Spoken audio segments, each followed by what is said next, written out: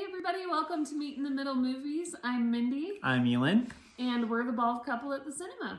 Today we're starting our Cookie Crumb Christmas series where we make a new Christmas cookie. Oh yeah, we need to get a little bit closer with these. So what are these again? So these are apple pie cookies, and we'll post the link to the recipe that I found. Basically, they're mini apple pies because you use like pie crust and you make like an apple pie filling. So we're going to test those out and see if we can enjoy those during the movie. We're also going to play a game where we watch the movie for 5 minutes, hit pause, and each make 3 predictions. And then we'll just see at the end who wins, who gets the predictions correct. Because I think we're probably not the only ones to notice. I know we're not. That most of the corny Christmas movies that come out around this time have some pretty predictable. Yeah. Like, You're trying to be... she moves to a small town. And this one might be a little bit more interesting. It's called we literally just picked this one right now. Yep. It's called Bad Tidings. And when an infamous local crime family, the Brennans, decide to rob the entire road in one night, the odd couple must team up to stop them. Yes. So I think this is going to be a little more, I don't know, Christmas vacation style chaos kind of thing. So we'll see what happens there. Yeah. Should we try out these cookies, see if they're any good? Yes, we should. All right, here we go. Oh, okay. Uh-oh.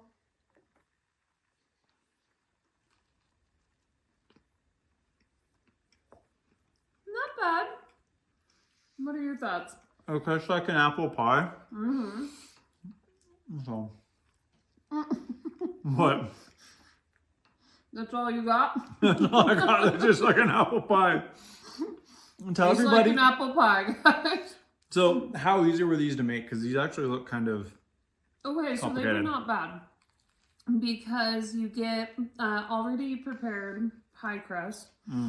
And then you just roll out the round, right? And then you just get a cookie cutter, make little circles.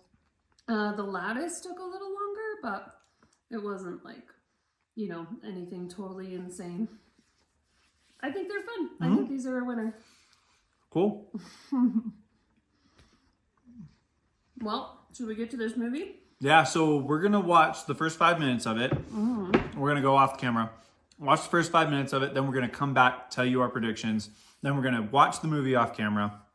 And then we'll do a quick review and then score our game and see who gets bragging rights. Yep.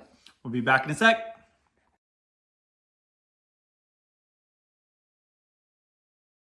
All right, everybody, we just watched the first 5 minutes. I'm not going to give that prediction because I think that's pretty obvious.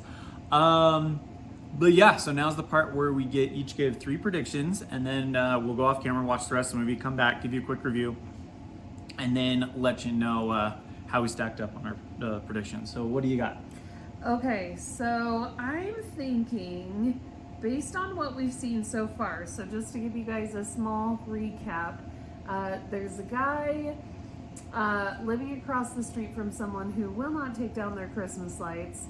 And it goes an entire year, and the guy's super pissed about it, and he's convinced that, you know, the one that won't take down his Christmas lights has it out for him. So I'm thinking they're going to have to team up against, I'm writing this down as we go, team up against a common enemy. Yep. So there's going to be some kind of goodwill that develops there. I need to come up with 2 more. I think there's going to be some event along the way where this guy is so obsessed with taking down the stupid Christmas lights guy that he and his wife have like a major falling out. Okay. Like not just a disagreement, but major falling out. Okay. And since it's a Christmas movie, I'll include in that prediction that there will be a nice little, like, you know, Makeup session, I was gonna say, like a cutesy one. I'm trying to think of my third one. I'm thinking, okay, I think there's gonna be a full circle moment where he decides to keep his Christmas lights up all year too. Really? Yes. That's a bold one. All right, my turn.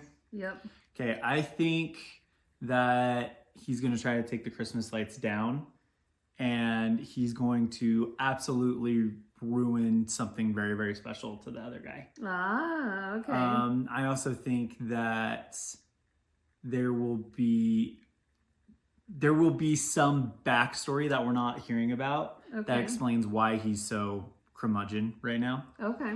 And I also think that there will be so many Christmas tropes to choose from, so little time. I think that there will be... I think there's going to be something kind of shockingly kind of violent in a funny way in this movie. Okay. So... funny violence. Yep. Okay, so I've got team up against a common enemy, major falling out with the wife, and next year he decides to keep his lights up too. Elan's tries to take the Christmas lights down and break something special to the guy. Backstory about the curmudgeon and some kind of funny violence. Okay. Extreme violence. Like, you think they're gonna go really gory? What's the rating on this thing? Not rated. I don't think they're gonna go that gory. I'm not saying like Violent Night gory, but I'm saying like, I don't know, something that we don't expect. All right, I'll add to it super violent.